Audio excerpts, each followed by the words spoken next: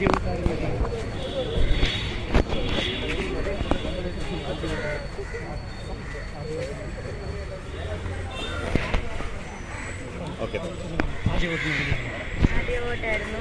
നല്ല എക്സ്പീരിയൻസ്.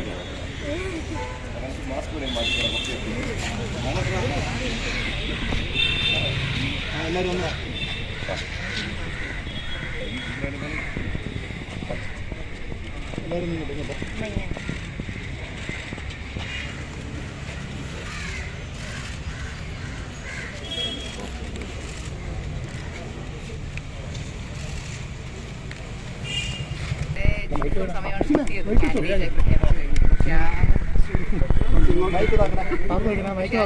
സമയത്തിനുള്ളിൽ തന്നെ കോൺസ്റ്റിറ്റ്യുവൻസി നന്നായി മനസ്സിലാക്കി അവിടുത്തെ പ്രശ്നങ്ങൾ എന്താണ്, അവിടെ പ്രധാനമായിട്ടുള്ള കാര്യങ്ങൾ എന്താണെന്നൊക്കെ വളരെ വ്യക്തമായി മനസ്സിലാക്കി സമയത്തിനുള്ളിൽ നന്നായി തന്നെ പ്രവർത്തിച്ചു എന്ന് പറയാൻ പറ്റട്ടെ. അപ്പം അത് ആദ്യത്തെ ദിവസം തൊട്ട് അവസാനം കലാശക്കൊട്ട് വരെയും ആൾക്കാരുടെ ആ സ്നേഹമൊക്കെ കാണാനുണ്ടായിരുന്നു. സ്നേഹവും സപ്പോർട്ടും ഒക്കെ അതൊക്കെ വോട്ടിലേക്ക് ട്രാൻസ്ലേറ്റ് ആകുമെന്ന് പ്രതീക്ഷിക്കുന്നു. കൊല്ലത്തുള്ള എല്ലാവരും കറക്റ്റ് ആയിട്ടുള്ള ഒരു കാൻഡിഡേറ്റിനെ തന്നെ തിരഞ്ഞെടുക്കുമെന്ന് ഞാൻ പ്രതീക്ഷിക്കുന്നു. റിക്വസ്റ്റ് ചെയ്യുന്നു. പ്രചരണത്തിന് ഇറങ്ങാൻ വേണ്ടി പറ്റുമോ? ഡിക്ലറേഷൻ വന്ന സമയത്ത് നാട്ടിലുണ്ടായിരുന്നില്ല. നമ്മൾ 2 ദിവസം പോയിരുന്നു അച്ഛനെ സപ്പോർട്ട് ചെയ്യാൻ. കന്നി വോട്ടുകാരി അങ്ങ് കാർത്തിന്നു. Okay, thank U.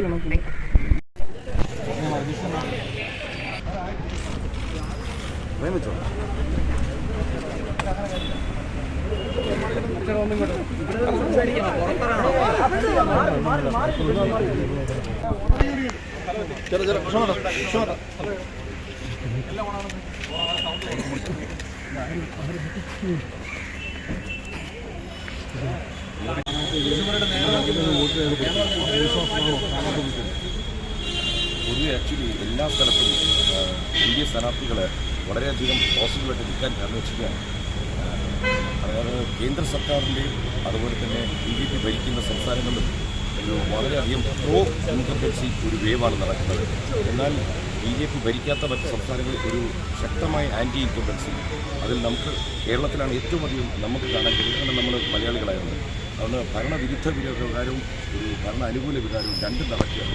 അതുകൊണ്ട് ഇത്തവണ വളരെയധികം പ്രതീക്ഷ വെച്ച് കഴിഞ്ഞാൽ നമുക്ക് എല്ലാവർക്കും ഒരു സാധാരണ ഒരു തെരഞ്ഞെടുപ്പ് കഴിഞ്ഞ് വോട്ടെണ്ണിന് ശേഷമാണ് നമുക്ക് ഏത് സർക്കാർ വരുന്ന ധാരണ വരുന്നത്. ഇത്തവണ വളരെ വ്യക്തമായി വളരെ മുൻകൂറായിട്ട് തന്നെ നമുക്കറിയാം ആരുടെ നേതൃത്വത്തിൽ ഏത് സർക്കാരാണ് കേന്ദ്രത്തിൽ വരാൻ പോകുന്നത്. അതുകൊണ്ട് ഇത്തവണ ജനങ്ങൾ വളരെയധികം പ്രതീക്ഷയിലാണ്. എല്ലാവരും ആഗ്രഹിക്കുന്നൊരു കാര്യം വെച്ചാൽ ഒരു നരേന്ദ്രമോദി നയിക്കുന്ന ഒരു സർക്കാർ ഭരണത്തിൽ വരുന്ന ഉറപ്പുള്ളപ്പോൾ എന്തുകൊണ്ട് എല്ലാ സ്ഥലങ്ങളിലും പരമാവധി സ്ഥലങ്ങളിൽ നിന്ന് ആ ഭരണത്തിൻ്റെ ഭാഗമാകുന്ന രീതിയെ തിരഞ്ഞെടുത്തുകൂടാ എന്നാണ് ജനങ്ങൾ ചിന്തിക്കുന്നത്. അതുകൊണ്ട് കേരളത്തിലും നമ്മൾ അവിശ്വസനീയമായ ചില റിസൾട്ടുകൾ ഉണ്ടാകുന്നതാണ് എൻ്റെ പ്രതീക്ഷ. അങ്ങ് വോട്ട് രേഖപ്പെടുത്താൻ വന്ന ഈ സ്ഥലത്ത് മാത്രമാണ് ഇതിൻ്റെ ക്യൂ അനുഭവപ്പെടുന്നത്. അതൊന്നും ഒരു വലിയ ജനവികാരമായിട്ട് തന്നെ കാണുന്നുണ്ടോ? 2 കാരണങ്ങളാണ്. ഒന്ന്, സ്വാഭാവികമായിട്ടും ഇത്തവണ ധാരാളം പ്രത്യേകിച്ച് യുവാക്കൾ, കാരണം വെച്ച് കഴിഞ്ഞാൽ അവർക്ക് മനസ്സിലാവുന്നൊരു കാര്യം വെച്ചാൽ യൂത്ത് ഇനി മുന്നോട്ട് വരും ധാരാളം. പണ്ട് അവർ മടിച്ചു നിന്നിരുന്നു. കാരണം നമുക്ക് വോട്ട് ചെയ്താൽ എന്താണ് നമുക്ക് ഭാവിയിൽ കിട്ടുന്നത്? ഒരു വികസന മുരടിപ്പായിരുന്നു നമ്മൾ കാലങ്ങളായി കണ്ടുകൊണ്ടിരുന്നത്. ഈ വികസനത്തിലൊരു കുതിപ്പ് കഴിഞ്ഞ 10 വർഷമായിട്ട് കാണുന്നു. യുവാക്കൾക്ക് ഒരു നല്ല ഭാരതം, അവർക്കാർക്കും ഈ സംസ്ഥാനമോ അല്ലെങ്കിൽ രാജ്യമോ വിട്ടുപോകണമെന്ന് ആഗ്രഹമുള്ളവരല്ല.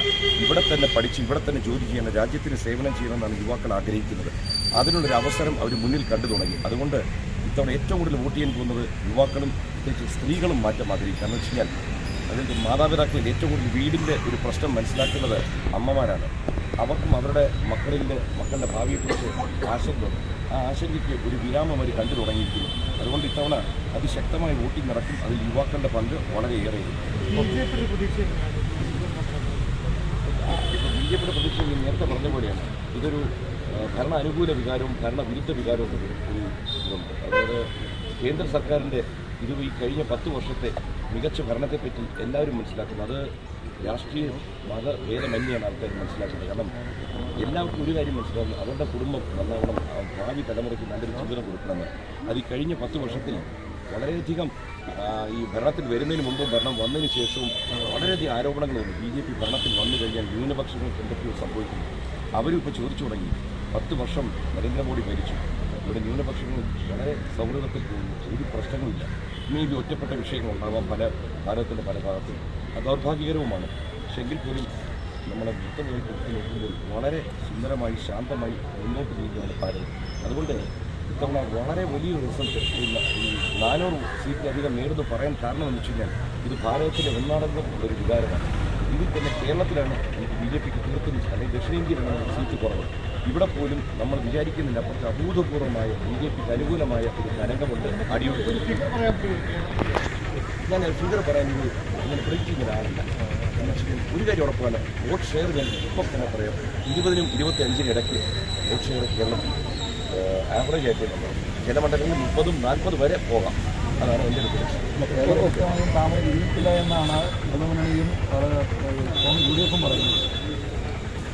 അല്ല, അത് തെറ്റില്ല. കാരണം വെച്ചാൽ ഒന്ന്, അത് UDF-ഉം LDF എന്ന് പറയേണ്ട കാര്യമില്ല. ഇന്ത്യ മുന്നണി എന്ന് പറഞ്ഞാൽ അവർ ഒരു മുന്നണിയുടെ ഭാഗമാണ്. ഇവിടെ 2 മുന്നണികൾ തമ്മിലാണ് മത്സരം നടക്കുന്നത്. അതായത് ശ്രീ നരേന്ദ്രമോദി നയിക്കുന്ന NDA മുന്നണിയും ഇപ്പുറത്ത് ഇന്ത്യ മുന്നണിയും തമ്മിലാണ്. അപ്പോൾ അവർക്ക് അവരുടെ അകത്ത് തന്നെ ഒരു കൺഫ്യൂഷൻ ഉണ്ട്. കാരണം വെച്ചാൽ ഞാനിപ്പോൾ കൊല്ലത്ത് മത്സരിക്കുന്നു. കൊല്ലത്ത് ഇന്ത്യ മുന്നണിക്ക് 2 സ്ഥാനാർത്ഥികളാണ്, ശ്രീ മുകേഷും ശ്രീ പ്രേമേന്ദ്രനും. ഇവർ 2 പേരും മത്സരിക്കുന്നത് രാഹുൽ ഗാന്ധിയെ പ്രധാനമന്ത്രിയാക്കാനാണ്. ഞാൻ മത്സരിക്കുന്നത് പ്രധാനമന്ത്രി ശ്രീ നരേന്ദ്രമോദിയെ വീണ്ടും പ്രധാനമന്ത്രിയാക്കാൻ വേണ്ടിയിട്ടാണ്. അപ്പോൾ അവർക്കിടയിൽ തന്നെ ഒരു കൺഫ്യൂഷൻ ഉണ്ട്. ആരാണ് അവരുടെ പ്രധാനമന്ത്രിയാക്കേണ്ടത്, ആരെയാണ് ജയിപ്പിക്കേണ്ടത്, അതായത് സ്വന്തം സ്ഥാനാർത്ഥികളെയാണോ എതിർ സ്ഥാനാർത്ഥിയാണോ.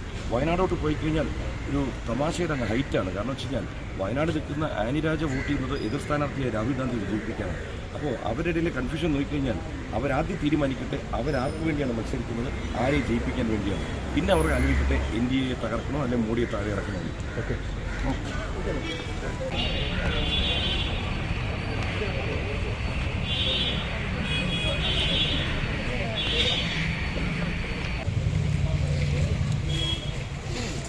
ആയിക്കോട്ടെ. എല്ലാ സൗകര്യങ്ങൾക്കും നന്ദി. ഉണ്ട്. നേരെ കൊല്ലം.